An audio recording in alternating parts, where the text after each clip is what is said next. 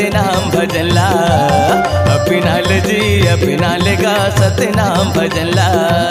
तह गाले जी तह गालेगा सतनाम भजन ला। अपना ले जी अपना लेगा सतनाम भजन ला। सतनाम के भजन गा के सतनाम के भजन गा के तेरा गाले ना तन मन ला सतनाम भजन ला। तह गाले जी तह गालेगा सतनाम भजन ला। अपना ले जी अपना लेगा सतनाम भजन ला।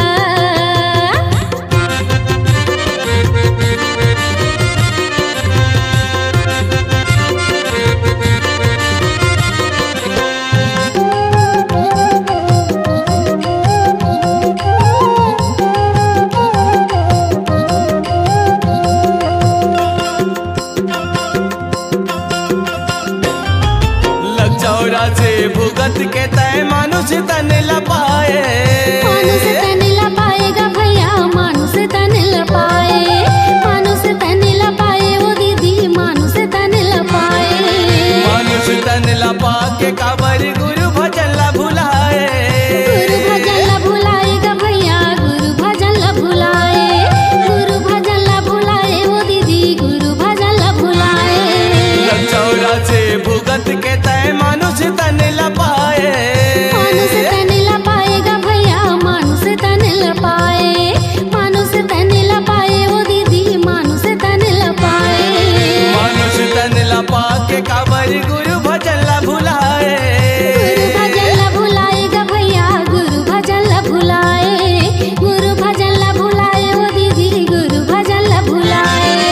लेखा मांगी ही धर्म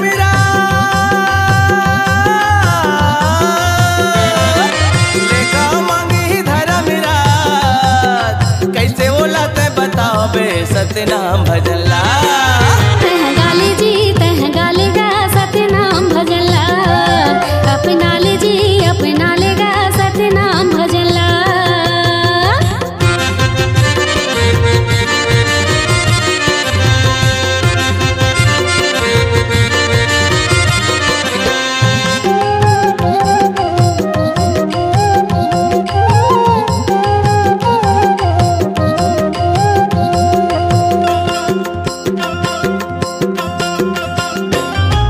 जिन गानी नैया बना ले सतनाम पतवारा।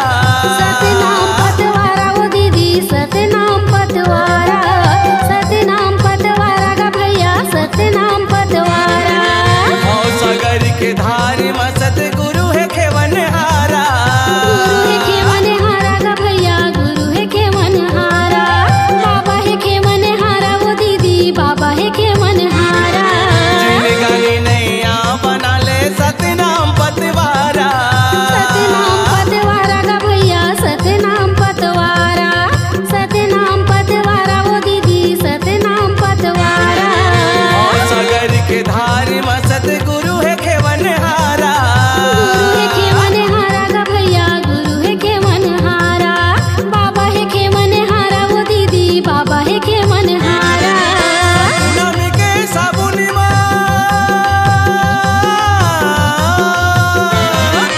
सतनाम के साबुन तय उजरा ले तन मन ला सतनाम भजन ला। तह गाले जी तह गालेगा सतनाम भजन ला। अपना ले जी अपना लेगा सतनाम भजन ला।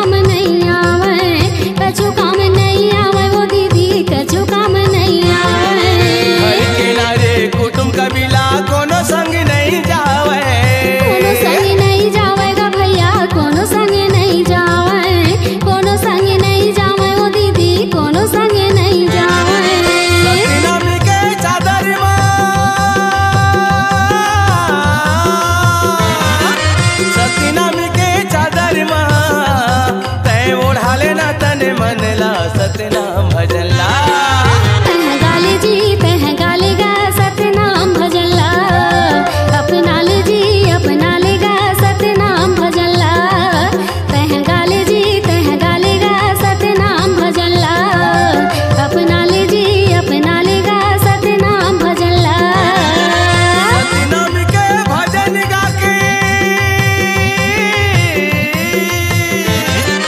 सतनाम के भजन गा के तेरा गाले ना तन मन ला सतनाम भजन ला।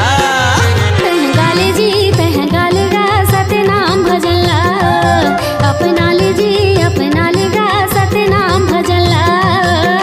गाले जी ते गालेगा सतनाम भजन ला, अपना ले जी अपना लेगा सतनाम भजन ला। गाले जी ते गालेगा सतनाम भजन ला। आपकी आवाज ही आपकी पहचान है।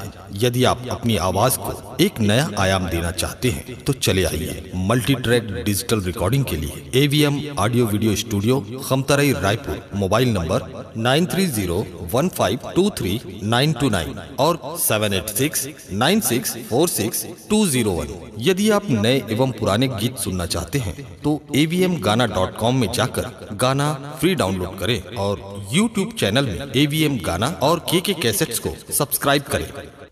आप सुन रहे हैं सतनाम भजन स्वर सम्राट एवं छत्तीसगढ़ी लोक गायक डॉक्टर धनीराम चांदने और स्वर कोकिला शारदा चंदन की आवाज में MP3 पंथी सतनाम भजन गुरु दर्शन के आस है मोला हो प्रोग्राम हेतु संपर्क करें छत्तीसगढ़ी लोक कला मंच, मोड़ मया के बंधना, ग्राम लावर दर्री घाट की भव्य प्रस्तुति। फोन नंबर है 9926129342 और 9617480684। गुरु दर्शन के आस है मोला हो, आस है मोला हो।